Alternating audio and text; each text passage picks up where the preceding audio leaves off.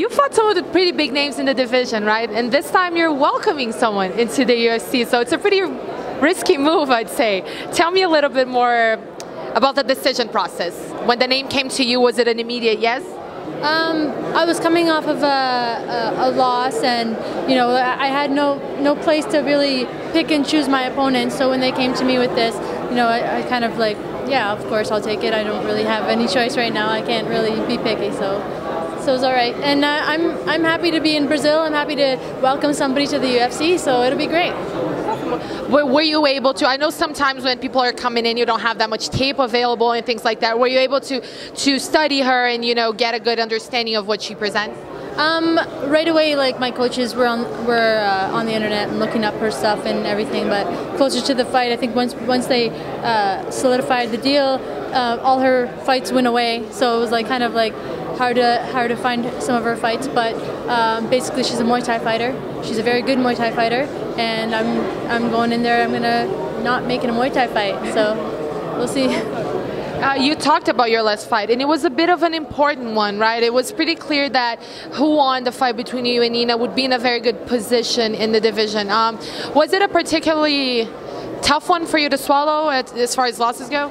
Yes, of course. I worked really hard for that fight. I got a lot better for that fight, but there was a big hole in my game, and that was like leg kick defense, and it really opened my eyes to, you always think that you have everything, and then all of a sudden it's like, whoa, go back to the drawing board and fix something. So it was a big eye-opener for me, but it sucks, but you just have to move on. Like you said, it could be good to, I hear that a lot from fighters. It's kind of a cliche, but it's true that sometimes you learn more from losses. So in a way, do you think that was a good way of you addressing something that was wrong with your game, essentially?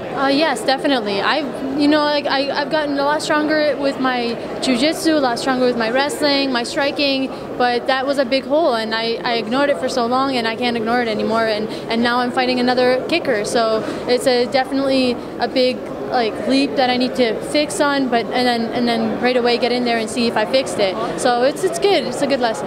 What did you do in camp to address it? Definitely worked on leg kicks, the kick defense, and worked on a little bit of Muay Thai stuff. But basically, main thing is stay with what I'm good at and try to change the game to what I want to do, and not to what she wants to make it a Muay Thai fight. So we'll see how it goes. And with you, it's an interesting case, I guess, in the division, because you're always kind of up there. We know it's a division where you don't really need a long winning streak to get something, right? Sometimes 2 wins will do, but you've struggled to get the consistency. You won't get a bunch of losses, but you won't get a bunch of wins too. It's like win, lose, win, lose. How do you assess that and where you currently sit in the division? Well, the last fight, it was a loss, but I learned a ton out of it. I learned a lot about myself, especially like my mental game.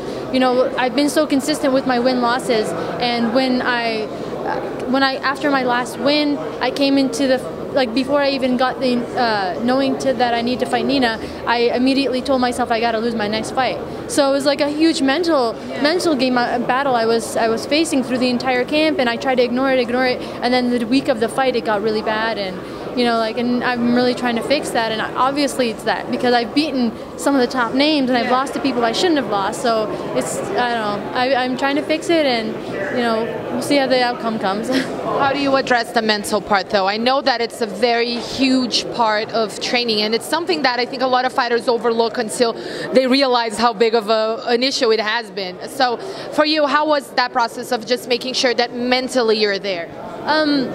I always thought I was a mentally strong person. Physically, mentally, I'm always strong. I've always faced a lot of hard times in my life, but I realized that I needed help, and I definitely got the help that I needed. And I definitely went to look for professional help.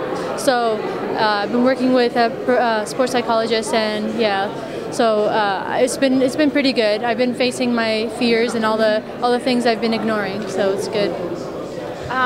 Just to change the subject a bit, I don't know if you heard, but you probably have, because all of MMA is talking about it.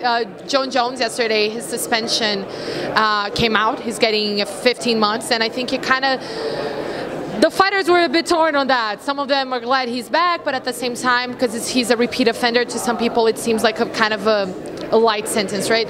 So my first question is really, how did you first receive those news, and do you think that it's a fair suspension? I think it's definitely not fair.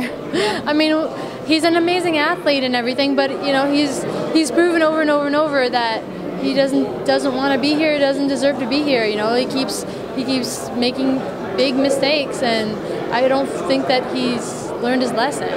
But we'll see. Who am I to judge? You know, we'll see when he comes back. Is he gonna be, you know, clean? Is he gonna be able to do what he needs to do? But we'll see. And as a fighter, I think another thing that was a bit controversial was that it seemed, we're calling it the snitching clause. It seems like he got 13 months off his suspension based on giving information on other fighters. And that's something that I don't know if everybody knew that you could do. Yeah, that was, everybody's just calling it the snitching clause because it's that literal, but we still don't know the details of how it went down, but it seems like he had to collaborate in that sense, and he's going to have to keep collaborating in that sense. As a fighter, how does it, you know, resonate with you? How does it sit with you that a fighter could get a lighter sentence by telling on fellow fighters? I think that's horrible. I didn't know that. I think that's a horrible thing. Like, how does that fix the problem? That doesn't fix the problem. He didn't learn from it. He just found a way out of it. So I think that's horrible.